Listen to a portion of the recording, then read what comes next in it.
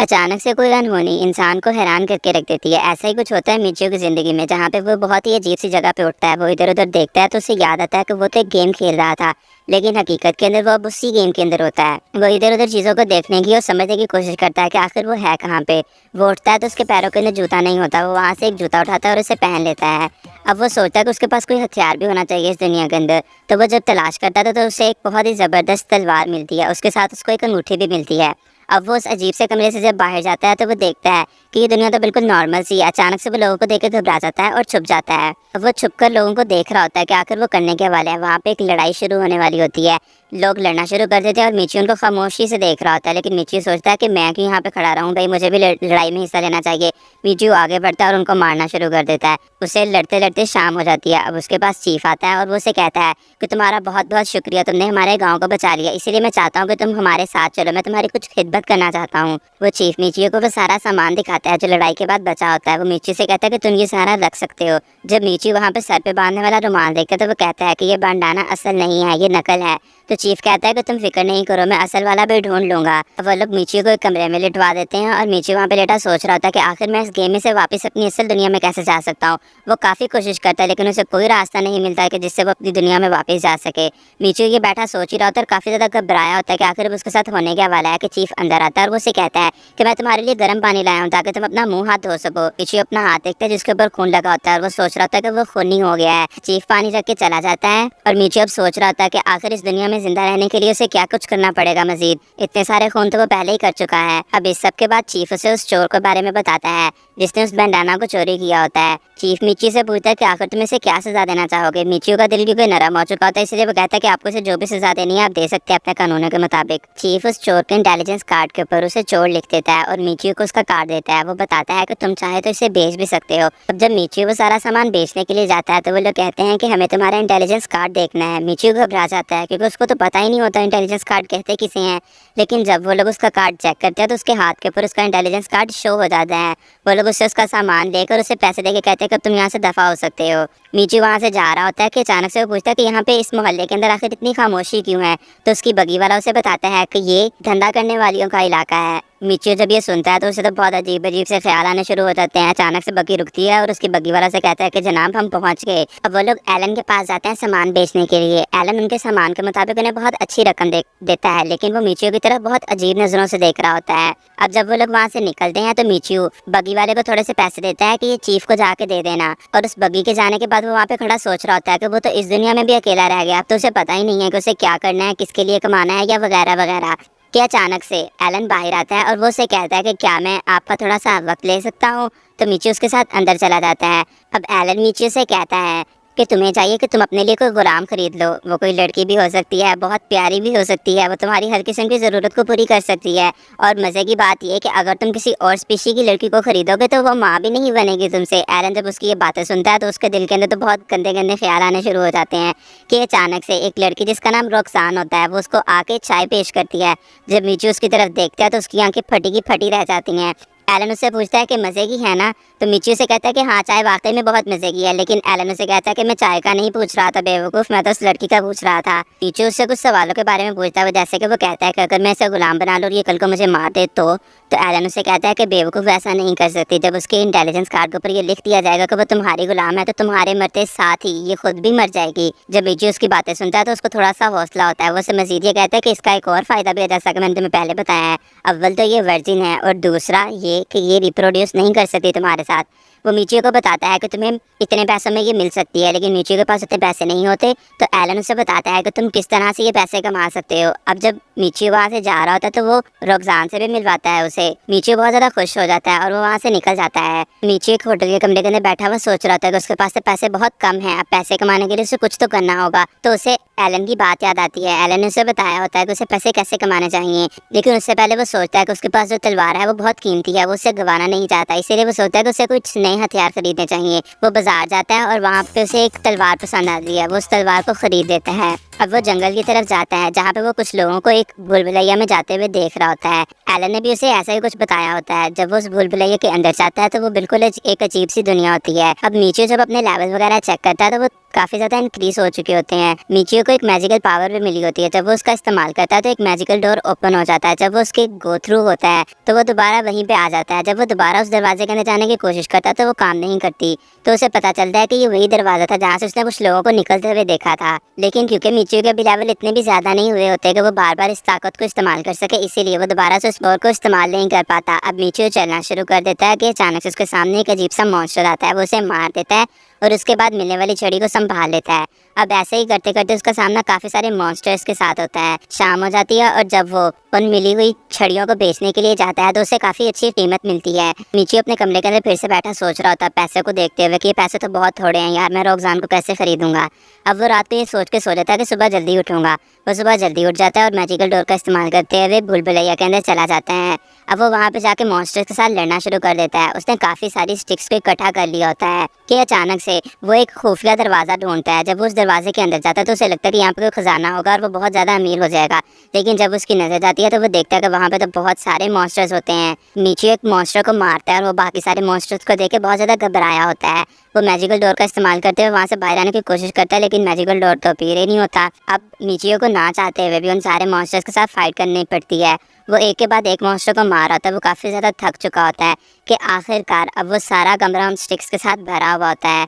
आखिरकार मीचियो उस कमरे से बाहर आ जाता है और उसके पास बहुत सारे स्टिक्स होती हैं। अब वो चल रहा होता है कि अचानक से रास्ते के अंदर वो काफ़ी सारे लोगों को खड़ा हुआ देखता है। वो लोग तमाशा देख रहे होते हैं किसी की मौत का। पूछने पे मीचियो को लोग बताते हैं कि ये एक डाकू था जिसको शायद इसके साथ वाले मार गए हैं या शायद किसी और इंसान ने मार दिया है, क्योंकि इसका हाथ कटा हुआ है। इसीलिए यकीन वाली बात है कि किसी ने इसको इसके इंटेलिजेंस कार्ड के लिए मारा होगा। मीचियो को ये बात पता चलती है और वो वहाँ से खामोशी से चलना शुरू कर देता है और वो सोचता है कि उसे रोकजान को तो अब खरीदना ही है। आखिर उसने अपनी हवस भी तो बुझानी है किसी तरह से। मीचियो जब चलते हुए इधर उधर देखता है तो उसे कोई भी डाकू नहीं मिलता।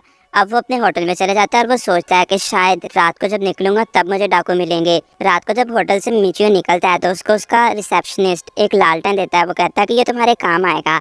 अब मीचियो चल रहा होता है और वो सोचता है कि मुझे धंधा करने वालियों की गली में जाना चाहिए। और जैसे ही वो वहाँ पे जाता है तो उसकी आंखें खुली की खुली रह जाती हैं इतना सारा बड़ा बड़ा सामान देखकर कि अचानक से मीचियो की नज़र एक डाकू पे जाती है। वो उस डाकू को देखता है और उसका पीछा करना शुरू कर देता है। आखिरकार उसे वो जगह मिल जाती है जहाँ पे वो सारे के सारे डाकू छुपे हुए होते हैं। लेकिन इतने सारे आदमी देख के मीचियो घबरा जाता है और वहाँ से चला जाता है। अब मीचियो को वहाँ पे रहते हुए वक्त हो चुका होता है, इसीलिए वो सोचता है कि दिन में ये सिटी एक बहुत अजीब मंजर पेश कर रही होती है और रात में यहाँ का तो नक्शा ही बदल जाता है। अब जब रात में मीचियो एक बार वापस आता है तो वो रिसेप्शनिस्ट के साथ बैठ के बातें करना शुरू कर देता है। रात में जब मीचियो अपने कमरे में जाता है तो उसे रोकजान के बड़े अजीब अजीब से ख्याल आ रहे होते हैं। उसे बहुत मजा आ रहा होता है कि अब मीचियो दोबारा वहाँ पे जाता है जहाँ पे वो सारे के सारे डाकू छुपे हुए होते हैं। मीचियो एक डाकू के पास जाता है और उसे वो रेड कलर का बैंडाना दिखाता है। वो कहता है कि क्या तुम इसे खरीदना चाहोगे एक सोने के सिक्के के बदले में। तो वो डाकू उसे अंदर ले जाता है कि अचानक से वो उससे वो बैंडाना खींचने की कोशिश करता है, लेकिन मीचियो बच जाता है। वो डाकू मीचियो को मारने की भी कोशिश करता है, लेकिन मीचियो अपनी तलवार निकालता है और उस डाकू को मार देता है। अब मीचियो दूसरे डाकुओं के कमरे में जाता है। वो एक एक करके उनको भी मारना शुरू कर देता है, लेकिन जैसे ही मीचियो को लगता है कि अब बाजी उसके हाथ से निकलने वाली है तो वो फौरन से मैजिकल डोर का इस्तेमाल करते हुए वहाँ से भूलभुलैया में चला जाता है। मीचियो उन हाथों से इंटेलिजेंस कार्ड निकाल लेता है। होटल जाके वो खुद को साफ करता है और सोच रहा होता है कि आखिर अब वो इन इंटेलिजेंस कार्ड्स को बेचेगा कैसे। इन सारी परेशानियों को एक तरफ करते हुए वो सो जाता है। अब सुबह वो जब उन इंटेलिजेंस कार्ड्स को बेचने के लिए जाता है तो वो सोच ही रहा होता है कि अचानक से उसकी नज़र एक इंसान पे जाती है जिससे वो पहले मिल चुका होता है। वो उसे रोकता है और वो उसे कहता है कि क्या तुम मेरे लिए इन इंटेलिजेंस कार्ड्स को बेचोगे। वो उसका इंटेलिजेंस कार्ड देखने के बाद अंदर चला जाता है और थोड़ी देर बाद उसे पैसे ला के दे देता है। मीचियो बहुत ज़्यादा खुश हो जाता है। वो भाग के जाता है एलन के पास। एलन उसकी कीमत को देख के बहुत खुश होता है। वो कहता है कि अब रोकजान तुम्हारी हुई। वो रोकजान उसे देता है और उसके साथ पेपर वर्क स्टार्ट कर देता है। अब ऑफिशियली रोकजान उसकी एक गुलाम बन चुकी होती है। अब वो उसे लेके एक होटल में जाता है जहाँ पर वो एक रूम बुक कर लेता है। जब वो कमरे के अंदर जाता है तो वो देखता है कि वहाँ पे सिर्फ और सिर्फ एक ही बेड है। वो बेड के ऊपर बैठ जाता है और वो रोकजान से कहता है कि तुम अपना सामान रख सकती हो जमीन पर। वो उसकी तरफ देख रहा था और वो उससे पूछता है कि क्या मैं तुम्हारे कानों को हाथ लगा सकता हूँ। तो वो उसे अपने साथ बिठा लेता है। अब वो उसके कानों को हाथ लगाता है तो उसे बहुत अच्छा लगता है। एकदम से रोकजान उसे मास्टर कहती है तो मीचियो की तो जैसे ईद हो जाती है। मीचियो रोकजान से कहता है कि इस कमरे के अंदर तो सिर्फ और सिर्फ एक ही बेड है। तो रोकजान कहती है कि तुमने ही तो ऐसे कमरे के बारे में पूछा था कि जिसमें सिर्फ एक ही बेड हो। मीचियो खड़ा हो जाता है और वो रुखसान से कहता है कि मुझे इस दुनिया के कॉमन नॉलेज के बारे में नहीं पता, तो क्या तुम मेरी मदद करोगी? तो रुखसान से कहती है कि हाँ बिल्कुल। वो उससे कहता है कि तुम्हें मेरी लड़ाई के लिए भी मदद करनी होगी। तो रुखसान कहती है कि हाँ बिल्कुल मुझे पता है। अब रुखसान खड़ी होकर अपना सामान सेट करना शुरू कर देती है, तो मीचियो उसकी तरफ देख रहा होता है। उसके पाँव नंगे होते हैं, तो वो उससे पूछता है कि तुम्हारा जूता कहाँ है? तो रुखसान से कहती है कि मेरे पास कोई जूता नहीं है। मीचियो उसे अपना जूता देता है, लेकिन वो थोड़ा सा बड़ा होता है। लेकिन लोग जानो से कहती है कि ये जूता खुद ब खुद ही मुझे फिट हो जाएगा। और मीचियो को अब समझ में आती है कि ये भी यहाँ का एक कॉमन नॉलेज है। मीचियो रोकजान को जोर से हक कर लेता है और वो सोच रहा होता है कि कितनी सॉफ्ट है। अब वो दोनों बाहर चले जाते हैं क्योंकि उन लोगों को लड़ाई के लिए कुछ सामान खरीदना होता है। वो लोग सामान खरीदना शुरू कर देते हैं। कुछ जगहों के ऊपर मीचियो को रोकजान की मदद की जरूरत पड़ती है और कुछ चीजों को खरीदने में रोकजान को भी मीचियो की मदद लेनी पड़ती है। इसी तरह से वो दोनों बड़ी मुश्किल से अपनी अपनी चीजें खरीद लेते हैं। रोकजान मीचियो से कहती है कि उसे अंडरवेयर्स भी खरीदने हैं। मीचियो जब उसकी ये बात सुनता है तो उसके ज़हन के अंदर बहुत गंदे गंदे से ख्याल आने शुरू हो जाते हैं। उन लोगों ने अपनी सारी की सारी शॉपिंग कर ली होती है, तो वो लोग वापस होटल में चले जाते हैं। मीचियो बेड के ऊपर बैठ जाता है और वो रोकजान से भी बैठने के लिए कहता है, लेकिन वो जमीन के ऊपर बैठ जाती है। लेकिन मीचियो उसे पकड़ता है और कस के अपने साथ बिठा लेता है। वो उसके करीब होने की कोशिश करता है, लेकिन रोकजान से कहती है कि मुझे अपनी इक्विपमेंट्स को साफ कर लेना चाहिए। और वो दूसरी चेयर के ऊपर जाकर बैठ जाती है। मीचियो को कहती है कि तुम्हें खाना खा लेना चाहिए, लेकिन मीचियो से कहता है कि हम दोनों साथ में ही खाएंगे।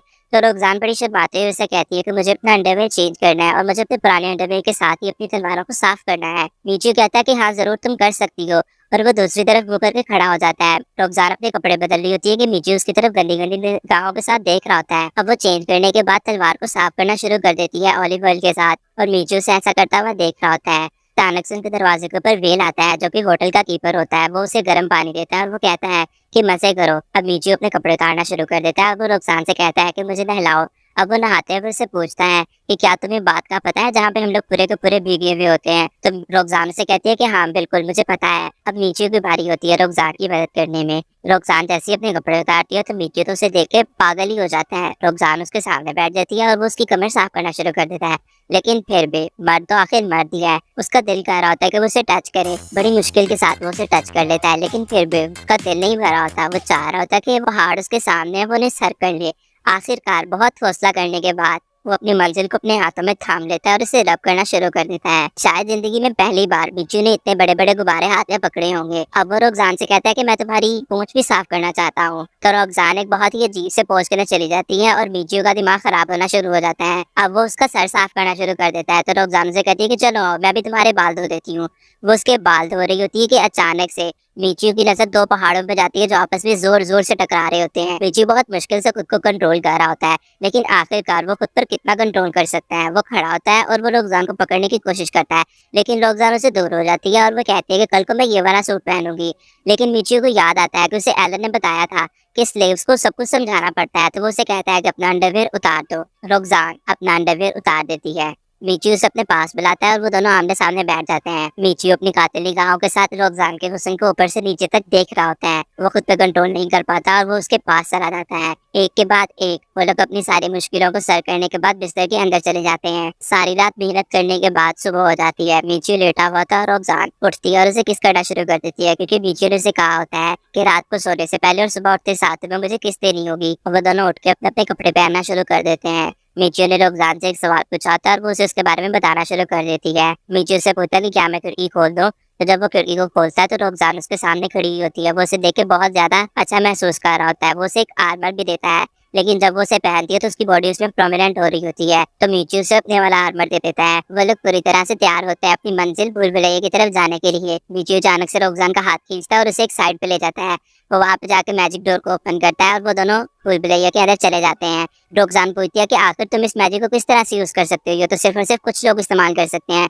तो मीचियो से बताता है कि ये एक सीक्रेट है, तुम्हें किसी को बताना नहीं है। तो रोकजान उसे कहती है कि मास्टर आप तो बहुत कमाल के हैं। वो लोग चल रहे होते हैं कि रोकजान को अचानक से मॉन्स्टर्स की स्मेल आती है। जब वो मीचियो को बताती है तो मीचियो से कहता है कि मुझे तो ऐसी वैसी कोई स्मेल नहीं आई। मीचियो को पता चलता है कि ये रोकजान की स्पेशलिटी थी कि वह मॉन्स्टर्स को स्मेल कर सकती है। मीचियो रोकजान से पूछता है कि आखिर तुम मॉन्स्टर्स को मारने के बाद क्या चीज हासिल करना चाहती हो? तो वो उसे बताती है कि मैजिक क्रिस्टल को हासिल करना चाहती हूँ। मीचियो के पूछने पे रोकजान उसे बताती है कि क्योंकि मॉन्स्टर्स मैजिक से बने हुए होते हैं, तो इसी वजह से वो क्रिस्टल अपने अंदर उनका सारा मैजिक एब्जॉर्ब कर लेता है और जब हम उस क्रिस्टल को बेचते हैं तो हमें उससे बहुत ज्यादा पैसे मिलते हैं। मिची ये सोचता है कि वो अब तक कितना बड़ा बेवकूफ था। तो रोकजानो से कहती है कि अगर तुमने अभी तक ऐसा कोई क्रिस्टल हासिल नहीं किया तो इसमें कोई बुराई वाली बात नहीं है, हम इसे दोबारा से खरीद लेंगे। अब वो लोग आगे बढ़ते हैं तो वाकई में वहाँ पे मॉन्स्टर होता है। मिचियो आगे बढ़ता है और एक ही स्विंग के अंदर उस मॉन्स्टर को खत्म कर देता है। दिन खत्म हो जाता है और वो लोग अपने होटल में जाते हैं और उन्होंने बहुत सारी छोटी छोटी स्टिक्स को इकट्ठा किया होता है मॉन्स्टर को खत्म करने के बाद। अब वो दोनों एक दूसरे की तारीफें करना शुरू कर देते हैं कि तुम बहुत ज्यादा पावरफुल थी या तुम बहुत ज्यादा पावरफुल थी। मिचियो रोकजान से कहता है कि चलो आओ मेरे साथ बैठ जाओ।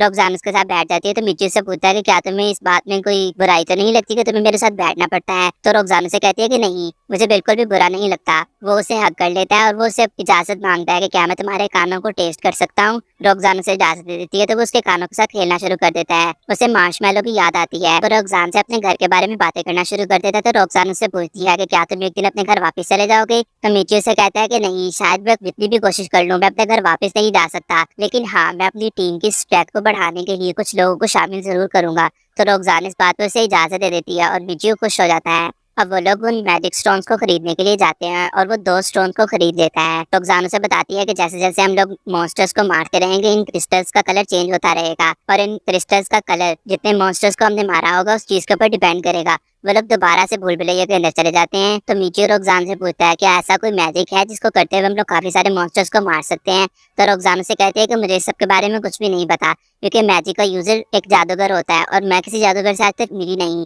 अब वो लोग एक के बाद एक मॉन्स्टर को मारना शुरू कर देते हैं। मिचियो का क्रिस्टल का कलर चेंज हो चुका होता है लेकिन रोकजान का क्रिस्टल अभी भी ब्लैक ही होता है। देखते ही देखते मिचियो का क्रिस्टल पर्पल हो जाता है। रोकजान ये देख के बहुत ज्यादा खुश हो जाती है। मिचियो अपनी कुछ सेटिंग्स वगैरह को चेंज करता है और वो रोकजान से पूछता है कि क्या रिकवरी मैजिक करने के लिए मैं कंपैटिबल हूँ। तो वो उससे कहती है कि इस बारे में भी मुझे कुछ नहीं पता, लेकिन अगर तुम ऐसा करना चाहते हो तो तुम्हें इसके लिए मॉन्स्टर्स के साथ बिना किसी हथियार के लड़ना होगा। अब उनके सामने एक मॉन्स्टर आता है और मिचियो उसके साथ बगैर तलवार के लड़ने की कोशिश करता है, लेकिन आखिरकार उसे तलवार इस्तेमाल करनी ही पड़ती है। मिचियो सोचता है कि आखिर उसे सबका कुछ ना कुछ तो करना ही होगा। वो डिसाइड करता है कि वो कम ताकत वाली तलवार को इस्तेमाल करेगा। अब वो मॉन्स्टर के साथ फाइट करने की कोशिश करता है लेकिन वो बहुत ज्यादा वीक होता है। लेकिन रोकजान जब उस मॉन्स्टर के साथ लड़ रही होती है तो वो देख के हैरान रह जाता है कि रोकजान तो सुपर्ब है। अब रोकजान मिचियो को बताती है कि उसे किस तरह से फाइट करनी चाहिए। अब मिचियो अपनी पावर्स को कभी कम या कभी ज्यादा करता है और मॉन्स्टर्स के साथ लड़ता रहता है और वो बहुत अच्छे से लड़ रहा होता है। रात हो जाती है और वो लोग होटल वापस आ जाते हैं तो दोनों फिर से एक दूसरे की नहाने के अंदर मदद करते हैं और मिचियो की ये रात भी बहुत रंगीन गुजरती है। अब अगले दिन जब वो लोग भूल भुलैया में जाते हैं तो उनके सामने एक दरवाजा होता है। तो रोकजान उसे बताती है कि ये बॉस का कमरा है और बॉस को मारकर इस कमरे से आगे जाने पर हम लोग दूसरे लेवल में एंटर हो जाएंगे। वो बहुत ज्यादा एक्साइटेड होती है तो मिचियो भी अंदर जाने के लिए मान जाता है और वो दोनों अंदर एंटर कर जाते हैं। अंदर जाने पर उनका सामना एक मॉन्स्टर से होता है जो कि पहले से थोड़ा सा अजीब होता है। रोकजान उसके साथ जाके फाइट करना शुरू कर देती है और मिचियो खड़ा उसे देख ही रहा होता है। मिचियो भी उस लड़ाई के अंदर कूद पड़ता है और उस मॉन्स्टर के ऊपर अटैक करना शुरू कर देता है, लेकिन मिचियो के अटैक करने के बावजूद भी वो मॉन्स्टर मर नहीं रहा होता। मिचियो काफी बार ट्राई करता है और आखिरकार वो उस मॉन्स्टर को खत्म कर देता है। रोकजान बहुत ज्यादा खुश हो जाती है। उसे एक पत्ता भी मिलता है और जब वो उसे उठाती है तो उसकी स्किल्स इनहैंस हो जाती हैं। मिचियो ये देखकर थोड़ा सा कॉम्प्लेक्स का शिकार हो जाता है। अब वो लोग जब सेकंड लेवल के अंदर जाते हैं तो मिचियो रोकजान से पूछता है कि क्या हम लोग दोबारा वापस जाके फर्स्ट बॉस के साथ फाइट कर सकते हैं।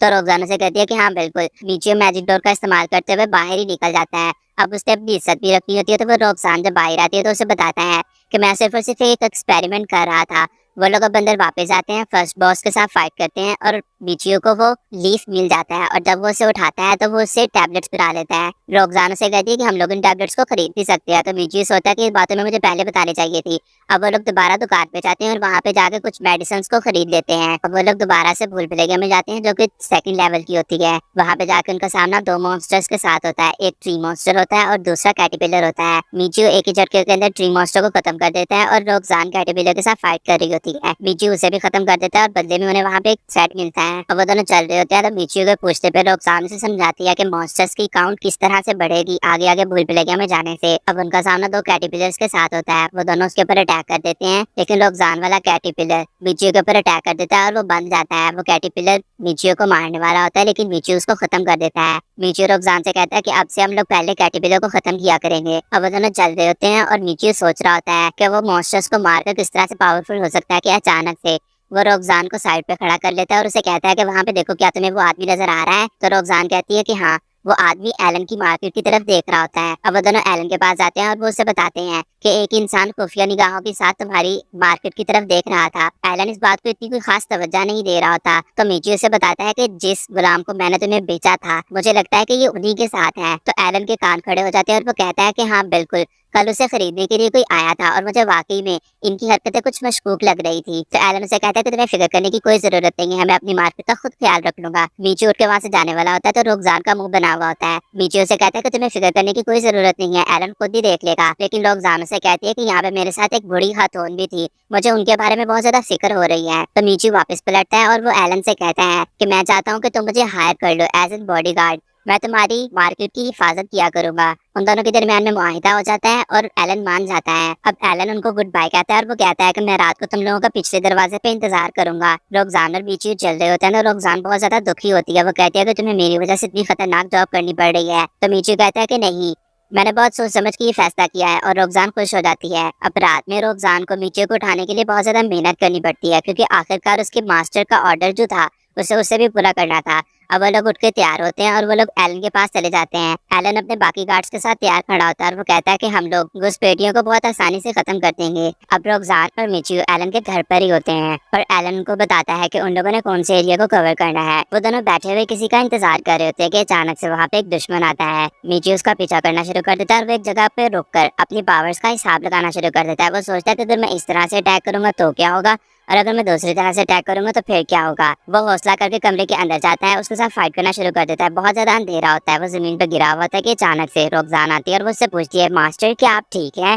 मिचियो तकरीबन ठीक होता है। अचानक से एलन आता है, वो मिचियो से उसके बारे में पूछता है और वो अचानक से जब उस मुजरिम को देखता है तो वो हैरान रह जाता है, क्योंकि उसकी लाश के चिचड़े चिचड़े हुए होते हैं। एलन सोचता है कि उसी के पास कोई चीज होगी जिसकी वजह से वो ब्लास्ट हो गया, लेकिन मिचियो सोचता है कि ये तो उसने मैजिक इस्तेमाल किया था, इसी वजह से ऐसा हुआ है। मिचियो गोली खाता है और वो अपनी पावर को रिकवर कर लेता है। रोकजान भी उसके पास आती है, लेकिन मिचियो की हालत अभी भी थोड़ी सी खराब होती है, क्योंकि शायद वो थोड़ा सा डरा हुआ होता है। अब एलन उनको उनके काम के पैसे देता है और वो लोग चल रहे होते हैं, लेकिन मिचियो की हालत अभी भी बहुत खराब होती है। अचानक से रोकजान उसे रोकती है और वो उसे कहती है कि आई एम सॉरी, ये सारी की सारी मेरी गलती है, मुझे ऐसी ख्वाहिश करनी ही नहीं चाहिए थी। लेकिन मिचियो उसे समझाता है कि ऐसी कोई बात नहीं है। अब वो दोनों दोबारा से भूल भुलैया के लिए चले जाते हैं। मिचियो बहुत ज्यादा कमजोर होता है, लेकिन फिर भी वो मॉन्स्टर्स को किल करता है और उसकी एनर्जी पहले की तरह अच्छी हो जाती है। और मिचियो जब अपने लेवल्स वगैरह चेक करता है तो वो भी बहुत ज्यादा इंक्रीज हो चुके होते हैं। जो अपनी मैजिकल पावर का इस्तेमाल करते हुए एक फायरबॉल के साथ मॉन्स्टर के ऊपर अटैक करता है और रोकसानी देख के हैरान रह जाती है। लेकिन मिचियो से कहता है कि ये हम दोनों का सीक्रेट है। मिचियो अपनी पावर्स के साथ थोड़ा सा शो ऑफ करता है और रोकजान ये देख के काफी ज्यादा खुश होती है। रोकजान और मिचियो बढ़ना शुरू कर देते हैं और वो मॉन्स्टर्स को किल करना शुरू कर देते हैं मिचियो की फायर वाली पावर की मदद से। मिचियो एक दो और पावर्स का इस्तेमाल करता है और वो चलते हुए सोच रहा होता है कि उसे अपनी पावर्स को और भी ज्यादा स्ट्रॉन्ग करना होगा, क्योंकि उसे अपनी बच्ची को भी तो बचाना है। वो दोनों बॉस के रूम में पहुंचते हैं, जहाँ पे जाकर वो लोग जब बॉस को किल करते हैं तो उन्हें थ्रेड मिलता है। अब इसके बाद वो लोग नेक्स्ट बॉस के कमरे में जाते हैं, जहाँ पे जाकर मिचियो को थोड़ा सा अनकंफर्टेबल लग रहा था। उनके सामने एक कोबोल्ड आता है, जिसे देख के मिचियो को लगता है बहुत ताकतवर होगा, लेकिन मिचियो से एक ही झटके के अंदर खत्म कर देता है और उसके बदले में उन्हें एक स्टोन मिलता है। लेकिन रोकजान उसे बताती है कि ये इतना कोई एक्सपेंसिव स्टोन नहीं है। अब मिचियो और रोकजान एक के बाद एक मॉन्स्टर्स के साथ फाइट करना शुरू कर देते हैं और उन्होंने बहुत सारे स्टोन्स को इकट्ठा कर लिया होता है। वो लोग आज के दिन के लिए बस करते हैं और वो लोग अब इन स्टोन्स को बेचने के लिए जाते हैं। उनको उनके पैसे मिल जाते हैं। तो रोकजान मिचियो से कहती है कि अगर हमें इससे भी ज्यादा कुछ कमाना है तो हमें किसी और भूल भुलैया में जाना होगा। वहीं पर एक लड़की कुछ मुसाफिरों को एक जगह से दूसरी जगह पर लेके जा रही होती है कुछ पैसों के बदले में, और रोकजान मिचियो से कहती है कि हम इसकी मदद से जा सकते हैं। तो मिचियो अकेला ही उसके साथ चला जाता है और वो दूसरे शहर की भूल भुलैया के अंदर जाता है। अब वो वापस आता है तो उसकी एनर्जी काफी ज्यादा लो हो चुकी होती है। वो लोग अपने होटल में वापस आते हैं और वो जाकर नहाना शुरू कर देते हैं। मिचियो रोकजान की बॉडी को साफ कर रहा होता है। अब रोकजान और मिचियो अपनी नाइट को एंजॉय करना शुरू कर देते हैं। उन दोनों को बहुत ज्यादा पसीना आ रहा होता है, क्योंकि वो दोनों बहुत ज्यादा मेहनत कर रहे होते हैं। मिचियो सोचता है कि इर्द गिर्द भी तो कमरों के अंदर लोग होंगे और वो हमारी आवाजों की वजह से बहुत ज्यादा परेशान होते होंगे। अब अगले दिन वो लोग दूसरे टाउन चले जाते हैं, जहाँ पे जाके रोकजान मिचियो को रास्ता दिखाती है भूल भुलैया का। मिचियो सोचता है कि यहाँ पे तो लोग पैसे देकर अंदर जा रहे हैं, लेकिन रोकजान से बताते हैं कि हम लोग टेलीपोर्टेशन मैजिक का इस्तेमाल करते हुए बिना पैसे दिए भी अंदर जा सकते हैं। अब वो दोनों कुछ शॉपिंग करना स्टार्ट कर देते हैं कि अचानक से मिचियो रोकजान से पूछता है कि अगर हम लोगों को यहाँ पे घर खरीदना हो तो उसके लिए क्या प्रोसीजर होगा। रोकजान उसे सब कुछ समझाती है और वो लोग एक शॉप पर जाते हैं, जहाँ पे जाकर वो लोग शॉपकीपर से बात करते हैं। तो वो उन्हें बताती है, वो उन्हें कहती है कि यहाँ पे क्योंकि लेबिरिंथ सिटी के सेंटर में है, इसीलिए सारी की सारी शॉप्स वगैरह उसी के इर्द गिर्द हैं, और अगर तुम लोग यहाँ पे रहना चाहते हो तो मैं भी तुम लोगों को कमरा दे सकती हूँ। वो रोकजान की तरफ घूर के देखती है और वो कहती है कि तुम्हारी लड़की तो बहुत खूबसूरत है। बीजू की उसके साथ डील हो जाती है और वो उनको घर दिखाने के लिए ले जाती है। बीजू जब वहाँ का यार्ड देखते हैं तो वो थोड़ा सा बुरी हालत में होता है। वो कहता है कि क्या हम लोग इसके ऊपर काम कर सकते हैं। तो वो शॉपकीपर उनको बताना शुरू कर देती है कि तुम लोग यहाँ पे जैसे चाहे वैसे रह सकते हो। और मीजू समझ आता है कि ये हमें किसी भी तरह से ये मकान देना चाहती है। अब वो उन्हें घर दिखाना शुरू कर देती है, जहाँ पे वो उनको टॉयलेट दिखाती है, डिफरेंट डिफरेंट रूम्स दिखाती है और किचन भी दिखाती है। रोकजान उस शॉपकीपर के साथ घर देख रही होती है और मीजू इधर उधर जाना शुरू कर देता है। वो कमरों को देखना शुरू कर देता है, अपने मैजिक का इस्तेमाल भी कर रहा होता है और वो कुछ बातें सोच रहा होता है। अब वो नीचे आता है तो रोकजान को देखता है। रोकजान भी बहुत ज्यादा खुश होती है। अब वो शॉपकीपर उनसे पूछती है कि क्या तुम लोगों का फैसला हो चुका है। मीजू कुछ सोचता है, वो रोकजान की तरफ देखता है और रोकजान भी हाँ कर देती है। सारी बातें तय हो जाती हैं और उनका कॉन्ट्रैक्ट हो जाता है। वो लोग कुछ चीजें खरीदते हैं और वो शॉपकीपर उनको आने वाली जिंदगी के लिए बधाइयाँ देती है और वो लोग वहाँ से चलना शुरू कर देते हैं। वो लोग चलते हुए सोचते हैं कि उन्हें घर के लिए जो जो सामान चाहिए वो सबका ऑर्डर आज ही कर देंगे। बीजू रोकजान को मैजिक का इस्तेमाल करते हुए घर ले जाता तो रोकजान काफी ज्यादा हैरान होती है। बीजू रोकजान को थोड़ा सा छेड़ता है और वो उसे कहता है कि चलो अब हम लोग भूल भुलैया में जाते हैं। वो लोग वहाँ पे जाके मॉन्स्टर्स के साथ फाइट करना शुरू कर देते हैं और उन्हें मारना शुरू कर देते हैं। इस सब के बाद वो लोग होटल में वापस जाते हैं, जहाँ पे जाके वो लोग गर्म पानी लाने का कहते हैं। और मीचू सोच रहा होता है कि रोकजान पहले मुझसे थोड़ा सा डरती थी, लेकिन अब उसे सब कुछ अच्छा लगने लग गया है। वो लोग अपनी रात को फिर से एंजॉय करते हैं और बहुत मजे करते हैं। अब अगली सुबह जब वो लोग उठते हैं तो वो दोनों कमरे को देख रहे होते हैं और रोकजान कहती है कि यही पहली जगह है जहाँ पे मैं अपने मास्टर के साथ मिली थी और हम लोगों ने यहाँ पे बहुत मजे किए हैं। वो लोग बहुत अच्छे से उस होटल को छोड़ते हैं और घर वापस आ जाते हैं। घर वापस आकर मीचू रोकजान की थोड़ी सी मदद करता है और वो कहता है कि मैं भूल भुलैया देखने के लिए जा रहा हूँ। वो भूल भुलैया देखने के लिए जाता है, जहाँ पे जाकर वो पैसे देता है और अंदर चला जाता है। वो सोचता है कि अब वो दोबारा इस भूल भुलैया में अपने मैजिक का इस्तेमाल करते हुए आएगा, उसे पैसे नहीं देने पड़ेंगे। अब वो घर जाता है तो रोकजान सफाई कर रही होती है। वो उससे कुछ बातें करता है और उसके पास चला जाता है। उसके करीब जाने की कोशिश कर रहा था कि अचानक से डिलीवरी वाला डिलीवरी लेकर आ जाता है। वो लोग अपने फर्नीचर वगैरह को सेट करवाते हैं और मीचू थोड़ा सा अपसेट होता है। लेकिन वो लोग जब कमरे में जाते हैं तो उन लोगों को मैट्रेस बहुत अच्छा लगता है और मीचू रोकजान को टच करना शुरू कर देता है। वो दोनों भूल जाते हैं। वो लोग पहले ही बहुत ज्यादा थके हुए हैं। वो दोनों अपनी रात को बहुत ज्यादा मजे करते हुए गुजारते हैं। अब अगली सुबह रोकजान वादे के मुताबिक मीचियो को उसके तरीके से उठाती है और अब वो लोग भूल भुलैया में चले जाते हैं। भूल भुलैया के अंदर बहुत सारे लोग होते हैं। मीचियो उन्हें देखकर थोड़ा सा परेशान होता है, लेकिन रोकजान उन्हें बताती है कि ये क्योंकि एक बड़ा शहर है इसीलिए यहाँ पे भूल भुलैया के अंदर काफी सारे लोग होंगे। जब वो लोग बॉस के कमरे में जाते हैं तो वो बहुत ज्यादा अजीब होता है देखने में। जब वो लोग उसके ऊपर अटैक करते हैं तो वो बहुत ज्यादा स्लो और बहुत ज्यादा कमजोर होता है। मीचियो को मजा नहीं आ रहा होता, इसीलिए वो कहता है कि हम लोग यहाँ से चले जाना चाहिए। वापस घर आने पर रोकजान से कहती है कि मैं खेतों में काम करना चाहूंगी। मीचियो कहता है कि मैं तुम्हारी मदद करूंगा और वो लोग बाजार चले जाते हैं सामान खरीदने के लिए। वो लोग बाजार से सामान खरीद कर लाते हैं और वो लोग फसलों में काम करना शुरू कर देते हैं। मीचियो को बहुत अच्छा लग रहा होता है रोकजान के साथ काम करते हुए। काम करते करते उनको शाम हो जाती है। रोकजान मीचियो के लिए कपड़े लाती है और मीचियो अपने कपड़े बदलना शुरू कर देता है। रोकजान से कहती है कि अगर तुम चाहो तो मैं तुम्हें नहला भी सकती हूँ, लेकिन मीचियो से कहता है कि मैं अभी नहीं नहाऊंगा और वो बाजार चला जाता है। वो बाजार जाके एक दुकान पे जाता है और वो उन्हें बड़ा सारा टब बनाने के लिए कहता है।